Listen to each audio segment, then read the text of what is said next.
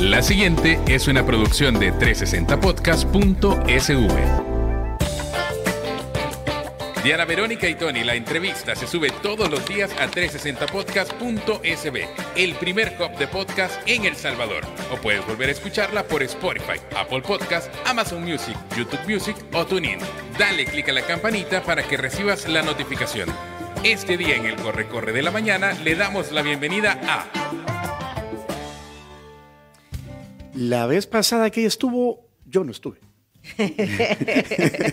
Aquí estábamos haciendo un poco de memoria porque la viceministra de Relaciones Exteriores es quien está con nosotros, Adriana Mira, bienvenida, gracias por acompañarnos. Y estábamos haciendo memoria que quizás hace como un año, unos 10 meses conversamos, Adriana, ¿verdad? Así que nos da mucho gusto tenerte aquí con nosotros. Muchísimas gracias, de verdad. Sí, hace como un año y precisamente la vez anterior usted no estaba, así es que les agradezco recibirnos nuevamente. No solo a mí, ¿verdad?, sino en representación también de la Cancillería, de un equipo fuerte de trabajo en el exterior sobre todo. Así que les agradezco esta gran oportunidad también para poder exponer los avances que hemos realizado. Pues viene aterrizando de Japón, estuvo en Japón la semana pasada, sí, ¿verdad? Y ayer la vimos en la inauguración de lo que se denomina, esto es un taller nacional sobre el rol y las funciones del organismo para la implementación del programa nuclear, organizado por la Comisión Ejecutiva Hidroeléctrica del Río Lempa-Cel. Yo desde que el presidente adelantó esto de la energía nuclear, mi primera pregunta o mi primera pensamiento era, bueno, ¿y que esto no viene en retroceso en el mundo? Y entonces, ¿por qué damos ese paso? Y yo quisiera contextualizar ahí o que nos diga qué está pasando, claro. O si lo de Ucrania y todo este tema energético hizo que ya no se viera tan mal. Claro. Bueno, sí, efectivamente ayer tuve la oportunidad de participar a la par de CEL, ¿verdad? En esta organización de este taller, que para nosotros es tan fundamental, precisamente porque nos permite no solo avanzar como instituciones en la implementación del uso eficiente y positivo de la energía nuclear, sino precisamente ir tirando todos estos mitos que se pueden ir adquiriendo cuando se escucha ese término nuclear. Y yo creo que no quiero de ninguna manera desestimar estos mitos o estos temores que pueden tener algunas personas sobre el término energía nuclear, porque sabemos que en el mundo, obviamente, muchos años atrás hubo un mal uso o una mala experiencia sobre ese término. Pero en realidad creo que es importante aclarar que nosotros como país somos parte de la Organización Internacional de Energía Atómica, y esa Organización de Energía Atómica es parte del sistema de Naciones Unidas, es parte de las Naciones Unidas. Y lo que se busca precisamente es que haciendo uso de este elemento sea un uso eficiente, pero además un uso pacífico, porque este tema nuclear tiene aristas sumamente positivas como un implemento, por ejemplo, para uso medicinal, uso de la salud, energía un poco más económica, teniendo obviamente un cuidado y una tecnología para su aprovechamiento. En ese sentido, El Salvador ha venido estudiando, nada menos ayer hacíamos un recuento con el presidente de CEL, con Daniel Álvarez, de que tenemos un poco más de un año de estar trabajando en este tema que el presidente anuncia en marzo del año pasado, precisamente cuando El Salvador se adhiere a varios de los instrumentos, parte de esta Organización Internacional de Energía Atómica, que estos instrumentos lo que buscan y lo que blindan es precisamente que no haya un uso exacerbado, que no haya un uso armamentístico, que no haya un uso que no sea propiamente para el beneficio de nuestras poblaciones, ¿verdad? Y son muchos países los que forman parte de este organismo y los que ya se han adherido a estos instrumentos. Nos sentimos contentos y orgullosos de decir también de que de Centroamérica somos de los primeros que estamos haciendo estas exploraciones, pero hay muchos otros países que ya están haciendo esta implementación. Tal es el caso de Estonia, que es precisamente el país que se ha unido a este taller y que está capacitando a los diferentes funcionarios de las instituciones públicas de El Salvador. Y también es importante mencionarles que también estamos tratando de hacerlo todo en regla, ¿verdad? No solo dentro de nuestras reglas nacionales, sino bajo los estándares internacionales, que eso para nosotros también es fundamental. Estamos trabajando de la mano con el OIEA, estamos trabajando de la mano con Naciones Unidas precisamente para darle esta cara positiva y este uso eficiente al tema de la energía atómica. ¿Y entonces en qué se convertiría El Salvador en el tema de energía atómica? ¿En qué se convertiría? Ajá, o sea, ¿cómo nos metemos en ese mundo? Pues? Precisamente nosotros lo que queremos es poder implementar tecnología para su uso pacífico, ¿verdad? Y que haya una energía más limpia, más barata y mucho más accesible para nuestra población. Recordemos que de nuestra matriz energética más del 80%, si no me equivoco andamos por el 84%, es energía renovable y verde. Y nosotros queremos que eso siga creciendo porque eso hace también el costo mucho más eficiente para nuestra gente. Creo que es importante hablar de estas cosas porque sí. Vaya, uno ha visto tanta película, tanto Tal cual. documentales de Fukushima. Tal cual. Y entonces, y también al parecer es una tecnología que al menos hasta hace varios años era como inalcanzable para algunas naciones. No lo sé. También sé, y creo que Diana Verónica no me dejará mentir, de que a lo largo de la historia, yo que estoy en esto del periodismo, siempre se ha hablado muy bien de los técnicos de CEL y de todo el entorno sí, el conocimiento adquirido, la experiencia. La experiencia en geotermia. Sí. Y todo. Entonces uno dice, bueno, tal vez ya son cosas que ya están más al alcance. Y entonces mi pregunta va, ¿qué está haciendo bien Estonia que nosotros podríamos replicar? Bueno, ellos, y justo ayer lo conversábamos con el delegado que viene a dar esta capacitación, es un país, si bien es cierto europeo, pero es un país pequeño. Entonces, esto también a nosotros nos da de alguna manera cierta garantía o cierta facilidad para entender el tema con un país que no sea una potencia, digamos, como pueden ser otros que ya están haciendo implementación del uso de energía nuclear y energía atómica para uso pacífico, sino un país que esté un poco más apegado, digamos, a las necesidades o a las funciones que en este momento tiene El Salvador. Y ellos nos están capacitando desde cómo ellos se fueron adheriendo a este organismo de la OIEA, implementando estos instrumentos a los que El Salvador también se ha apegado ya en el uso puntual en su país, y también, por supuesto, la adquisición de tecnología. Recordemos que Estonia es un país que ya coopera con El Salvador, no solo en este tema, sino también en la implementación de innovación tecnológica. Tienen un proyecto importante que se está trabajando con la Secretaría de Innovación Tecnológica, y en ese sentido nosotros seguimos replicando y aprendiendo de ellos. O sea, es parte de la cooperación entre países. Y ya Estonia tiene un camino recorrido y está transfiriendo ese conocimiento.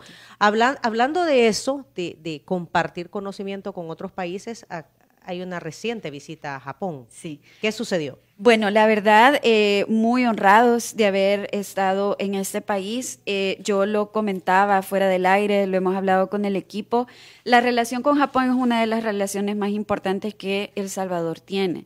Pero lastimosamente en periodos anteriores se fue yendo un poco para abajo por varias razones, ¿verdad? Temas de inseguridad, cambio en las prioridades de política exterior en esos momentos, etcétera. Y veíamos con tristeza que, por ejemplo, Japón lanzaba una alerta de viaje bastante negativa hacia El Salvador, donde advertía sobre situaciones de inseguridad, etcétera, etcétera. Hubo en su momento inversión de empresas japonesas aquí en el país que retiraron esa inversión mayoritariamente por temas de inseguridad. Y en ese sentido, pues, tuve la oportunidad de reunirme con varias empresas japonesas, entre ellas Toshiba, Yasaki, que ya está aquí en el país. Ellos tienen una planta bastante importante y nos dicen que ellos quieren explorar la oportunidad de hacer crecer esa inversión porque ven un marco de seguridad no solo social, sino también jurídica en el país y que tiene muy buena relación con el gobierno. Viceministra, ya dice que está Toshiba en El Salvador, Toshiba y Yasaki.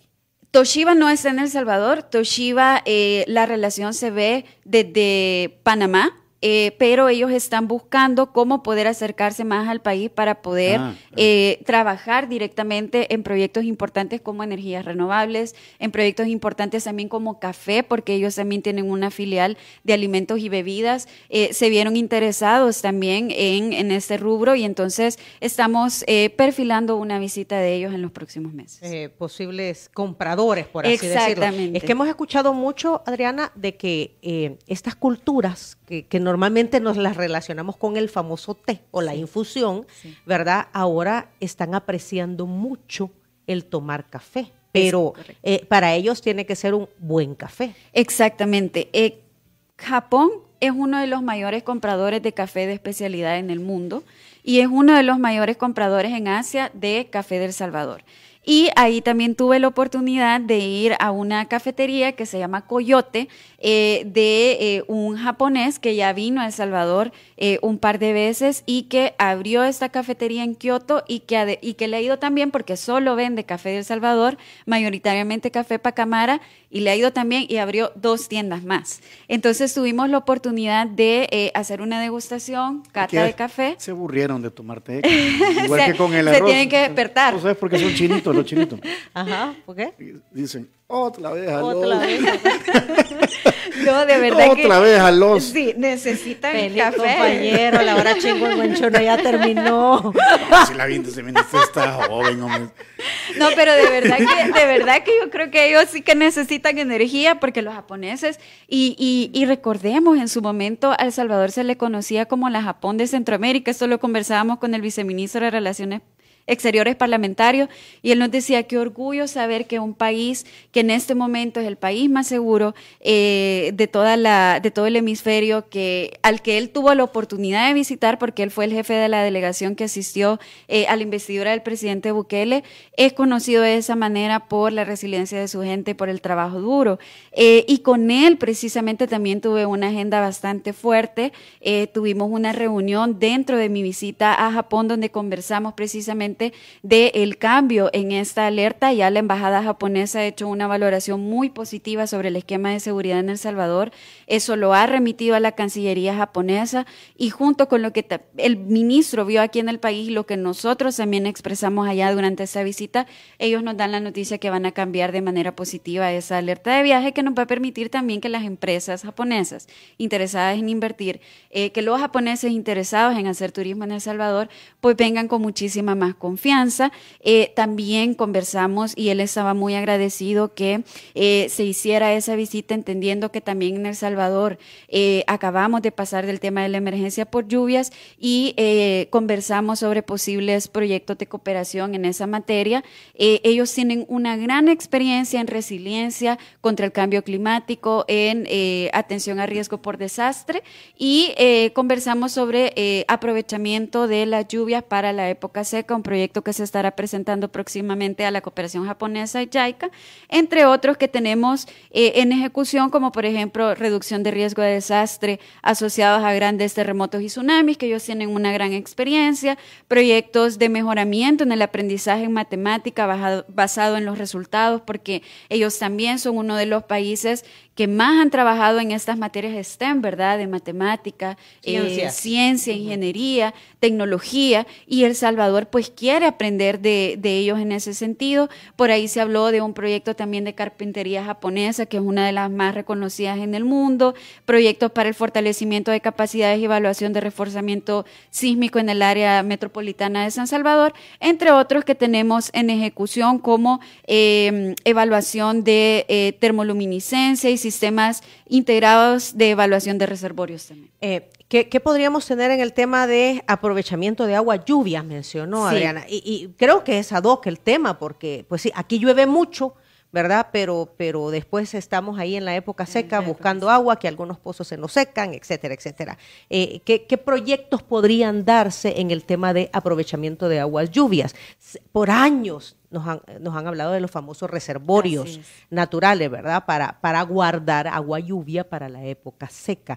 ¿Qué proyectos se podrían desarrollar en ese marco? Pues ellos tienen una gran experiencia en ese sentido. De hecho, justo la semana pasada que yo estuve en Japón, en otra área bastante alejada de Tokio, ellos también tuvieron un desastre por lluvias.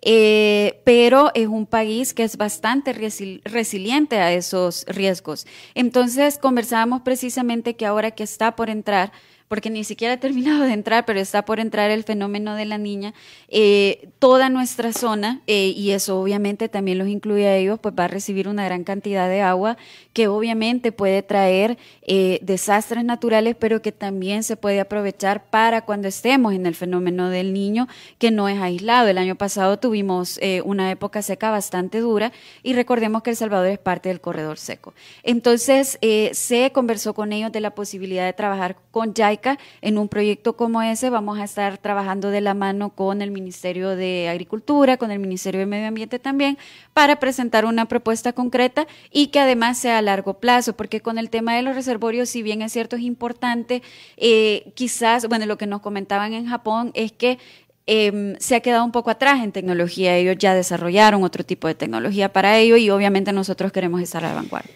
Viceministra, ¿cómo nos ven en el mundo? Porque vaya, una cosa es cómo nos vean y otra cosa es que alguien tome la decisión de venir a invertir acá. Y así como me imagino, estuvo usted la semana pasada en Japón, pues también llegan otras naciones, otros países, el tema de la cooperación y esto. Y como el mundo está loco ahorita, ¿verdad? No sabemos qué va a pasar en noviembre en los Estados Unidos, la derecha que avanza en Europa, la guerra de Ucrania y Rusia, qué pasa en Israel con Hamas y Hezbollah. Y esos problemas se presentan y no se les ve fin, ¿verdad? Entonces ahora se habla de que hay, ya son los países globalistas o los países soberanistas, ¿verdad? Ya ha cambiado la terminología y hay un reordenamiento. Y en medio de ese tropel de las patas de los caballos, vamos nosotros. ¿Cómo nos ven? Bueno, es un mundo definitivamente dinámico, definitivamente cambiante. Tristemente, hay muchos conflictos que, como bien dijo Diana, llevan años, ¿verdad? Años en los que no es que ahora, quiero decir, no son nuevos, pero que obviamente tienen picos en, digamos, la dureza en la que llegan a tener por la misma geopolítica, ¿verdad? Pero en ese sentido, El Salvador tiene en ese momento una política exterior de no intervención en asuntos de otros estados y de neutralidad. Y esto no quiere decir de que no es que a nosotros no nos interese lo que está pasando en el mundo ni que nos queremos aislar del mundo. Nosotros sabemos que somos parte de este mundo dinámico y que lo que pasa en otros sitios obviamente nos afecta no solo a El Salvador, sino que al resto de países, ¿verdad? Pero esto más bien es un poco más en la función de poder de alguna manera ir saliendo también de nuestras propias situaciones que pueden ser problemáticas internamente, enfocarnos en lo nuestro y tener unas relaciones saludables con todos los países del mundo. Es la primera vez que escucho una explicación así, porque en distintas votaciones, en distintos organismos internacionales, he visto que El Salvador se abstiene o cualquier otra opción que no sea meterse mucho en problemas. Pero no es, o sea, honestamente no es aislarse, no es que no nos queramos meter en el problema ni que no nos interese, porque de hecho me voy a ir, por ejemplo, al caso de Rusia y Ucrania, que digamos es el más emblemático sobre el tema de las abstenciones de El Salvador, en los diferentes organismos y específicamente en Naciones Unidas. Nosotros no es una neutralidad de no nos importa, nos aislamos, es una neutralidad activa, le llamamos. Y eso quiere decir que esta neutralidad nos permite a nosotros tener una relación sana con los diferentes actores. Nosotros tenemos una relación muy positiva con el bloque europeo, con la Unión Europea, también tenemos una relación buena con Rusia y con los diferentes países. Y creo que poco a poco el tiempo nos fue dando la razón como país. Yo recuerdo que en la primera votación El Salvador fue uno de los pocos países que se abstuvo, la mayoría se fue de un lado o del otro. Tomó ¿verdad? partido.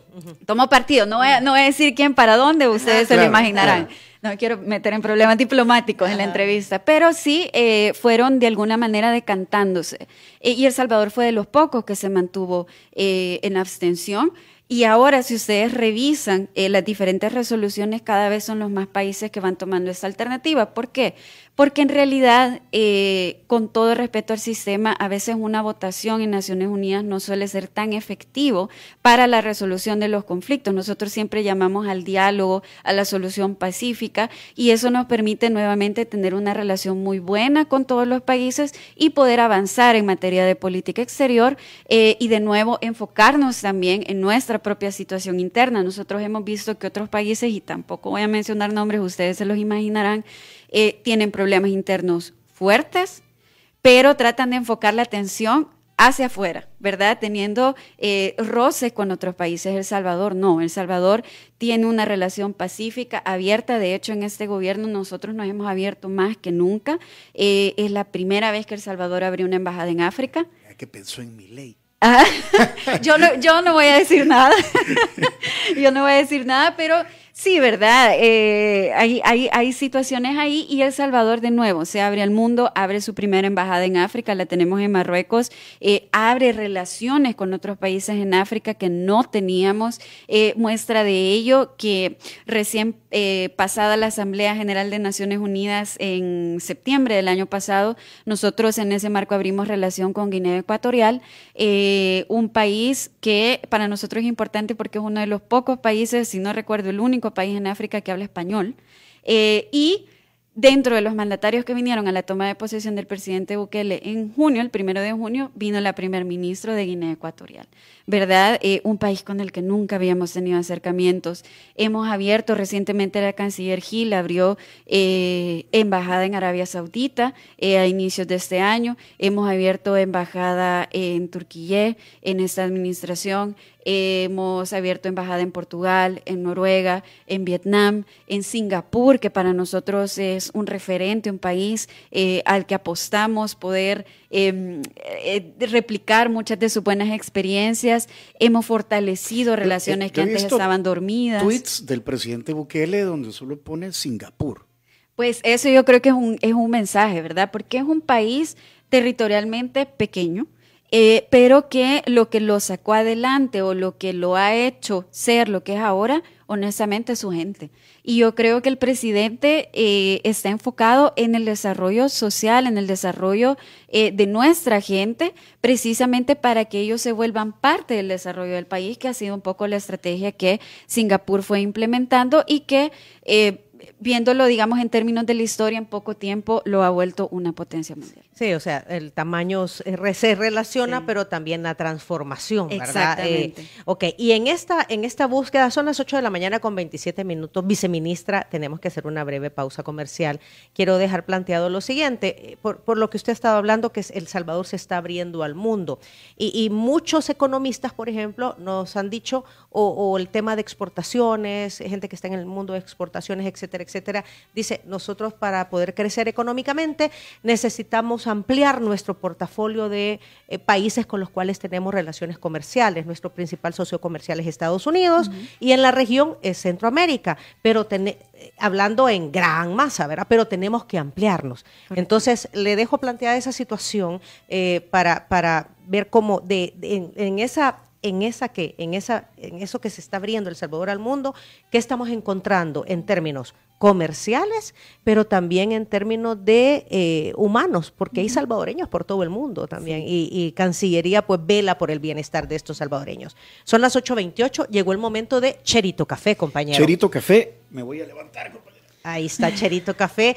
Cherito Café es un producto de exportación, viceministra. Ajá. Cherito Café es un café 100% salvadoreño, cultivado en fincas de estricta altura, pero además aquellas que cumplen con el tema de fincas que son ecoamigables, cuya cultivo es orgánico. Así que hablando de café para Japón, por ejemplo, ¿verdad? Claro. Cherito Café podría ser una opción. Nuestro buen amigo Jorge. Jorge Cruz anda ahorita en Dinamarca, mira, llevando el Cherito Café. Es un post está en Copenhague y creo que andaba, no sé si en Singapur o no sé dónde, pero de verdad, lo que hacen en Cherito Café es que de distintos lotes, de distintas fincas del país, se quedan con el mejor café y lo embolsan, y es el café que tomamos aquí en Diana Verónica y Tony. Excelente. Así que bien por los amigos de Cherito Café. Y es el café que se consume acá. Y además está delicioso. Ya tuve la oportunidad de estar probándolo y con mucho gusto les apoyamos y para eso están nuestras embajadas. Eso es parte del trabajo de nuestras embajadas. El apoyo, ¿verdad?, a los productos nacionales para que se vean en el exterior. Así que Cherito Café le envía esta bolsa de café. Muchísimas gracias. Cherito Café se encuentra en Bolengo Plaza, en el Boulevard del Hipódromo, en las tiendas Tengo, y además a través de las redes sociales los puede contactar como cheritocafé.sb.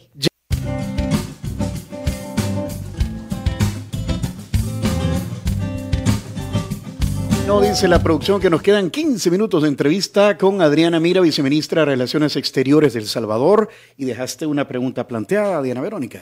Sí, hablábamos de no solamente cómo nos ve El Salvador, sino que todo el trabajo que hace Cancillería, ¿verdad?, para lograr esos socios estratégicos en el mundo entero, viceministra. Así es. Bueno, la verdad es que es una muy buena pregunta y nosotros, como escuchamos en el discurso, en la investidura del presidente Bukele, en este segundo periodo de mandato para el presidente la prioridad es el desarrollo económico, el crecimiento económico del país. Y en ese sentido la Cancillería está haciendo su labor. Es importante mencionarles que de las embajadas que se han abierto, que les he mencionado durante la administración del presidente Bukele, la gran mayoría, el factor determinante para la toma de decisiones ha sido la relación económica, ¿verdad? Con Noruega, el fuerte que queremos es relación económica, inversiones, comercio, de igual manera con Singapur es fundamental, con Turquía es fundamental, con Marruecos es fundamental, y así otras embajadas que tenemos en este momento en proyectos, además de la apertura de relaciones diplomáticas. En ese sentido, la Cancillería, aparte de esa apertura de embajadas, en coordinación con la Presidencia, con Secretaría de Comercio e Inversiones, con Ministerio de Economía, con Ministerio de Turismo, con Invest, que es la Agencia de Promoción de Inversiones y Exportaciones, crea un comité y se toma la decisión de pasarle a la Cancillería la función de ir a tocar esas puertas en el exterior por esa fuerza que ya tenemos instalada en el exterior, y en lugar de alguna manera invertir o agregar otras personas de otras instituciones, poder capacitar a nuestra gente en materia de diplomacia económica, que es como le llamamos. Y en ese sentido se abrieron 24 consejerías económicas. De esto ya tenemos 2 años que están en funcionamiento. Están en los países que para nosotros son fundamentales en materia económica o que vemos una perspectiva de crecimiento, que tal vez la relación económica no es tan fuerte en este momento, pero que hemos detectado oportunidad. Y estos consejeros económicos en las embajadas están trabajando precisamente en esta función de atracción de inversiones, promoción de las exportaciones, colocación de El Salvador como destino turístico, que tiene que ver también con la perspectiva o el posicionamiento que El Salvador puede tener en la imagen de los nacionales de estos lugares, y como bien usted dijo, también tomamos en consideración el trabajo con nuestra diáspora. Es por ello que de esas consejerías tenemos en Estados Unidos no solo colocada en la embajada en Washington, sino que también tenemos una en el consulado en Doral, que se encuentra en Miami, ¿verdad?, donde tenemos un grupo importante de salvadoreños viviendo ahí, en Los Ángeles, por supuesto, que es una fuerza importante, y en Nueva York, que también tenemos, aparte de una comunidad fuerte, una perspectiva de crecimiento económico con esa ciudad. Nosotros nos sentimos bien honrados porque eso ya está teniendo resultados resultados concretos. Nosotros tratamos de estar remitiendo un informe cada 4 meses del trabajo preciso de materia de relaciones económicas que realiza la Cancillería, y aquí hago esta aclaración porque no quiero que haya una confusión que estoy diciendo que estos montos son del país, sino del trabajo específico de la Cancillería, obviamente en coordinación con otros ministerios. Y para el primer cuatrimestre de 2024 se concretaron solo el trabajo de la Cancillería 51 actividades de promoción en diferentes países, 24 misiones empresariales que vinieron a El Salvador de países como España, Suecia, Países Bajos, Corea del Sur, Japón también, Colombia, Honduras, Estados Unidos, que sigue siendo un socio importante. Hemos concretado 106.2 millones en inversión en sectores que van desde las manufacturas, alimentos y bebidas, confecciones, turismo, entre otros, las cuales vienen de países como Estados Unidos, Corea del Sur, Honduras y México, y hemos detectado una exportación de 2.7 millones en productos textiles, café, confección, alimentos y bebidas, que van principalmente a Qatar, a España, Panamá, Argentina, Nicaragua, Corea del Sur y Japón. Así es que realmente estamos teniendo una diplomacia, nosotros le decimos una diplomacia activa, porque las embajadas no están únicamente enfocadas en las relaciones políticas y en la de cooperación, que digamos han sido las de larga data y que obviamente mantenemos, pero están enfocadas en esa actividad económica para generar crecimiento en el país. Y todos tienen ese chip. Ahora yo me siento bien contenta, nada menos ayer en la noche estaba recibiendo el mensaje de uno de nuestros embajadores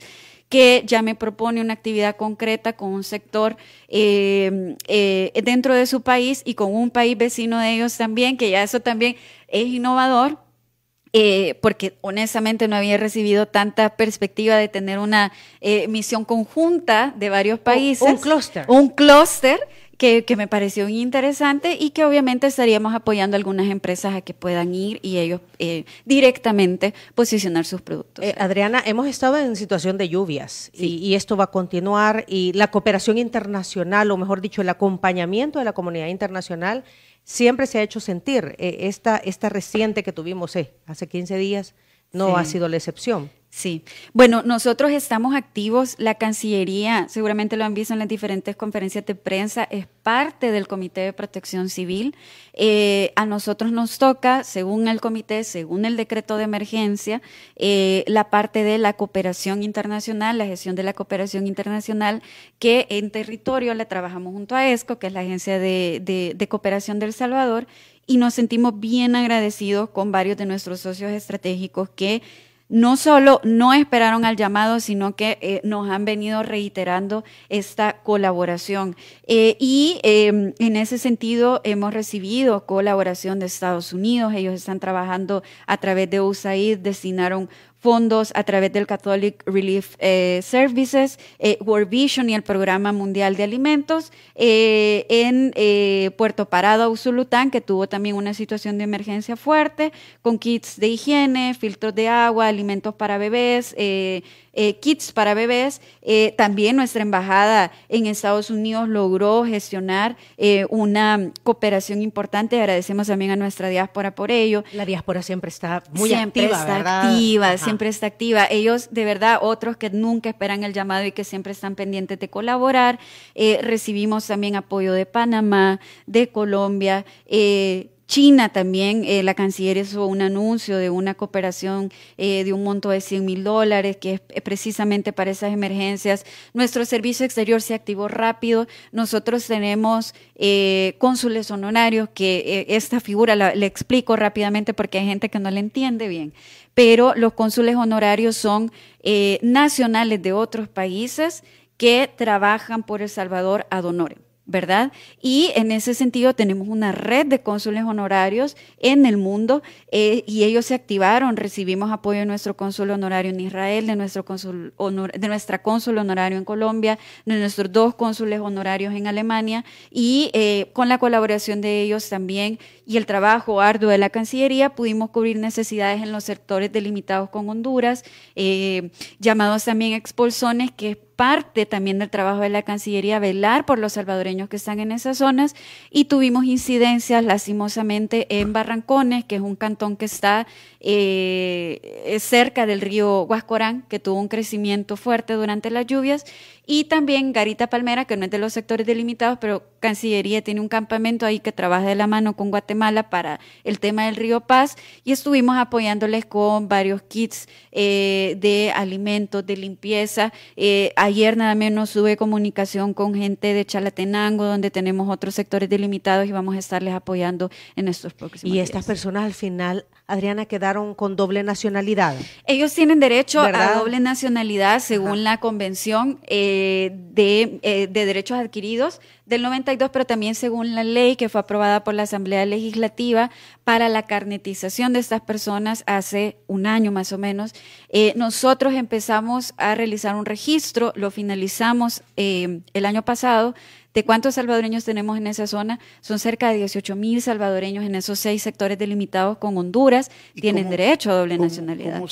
¿Cómo se sentirán? O sea, hondureños o salvadoreños. Lo que nos expresan la mayoría de ellos es que ellos se sienten salvadoreños, ¿verdad? Inclusive los que nacieron después de la sentencia, que propiamente pues ahora son hondureños, tienen derecho a esa doble nacionalidad y se sienten salvadoreños porque ellos, honestamente, la gran mayoría duermen en el territorio de Honduras, pero viven en el territorio de El Salvador. Estudia en El Salvador, trabaja en El Salvador, recibe servicios de salud en El Salvador, se tiene que mover todos los días por esas zonas, y por eso el carnet que el RNPN y la Cancillería están otorgando es importante, porque eso les permite a ellos tener un paso ágil, un paso efectivo de ellos como personas, pero también un régimen especial en la comercialización de sus mercancías. Lo mejor de los dos países, entonces. Lo mejor, y obviamente esto, porque es importante decir, no es solo ese tema de identidad, que para mí era inaudito que en 30 años, ya van 32 años de la sentencia,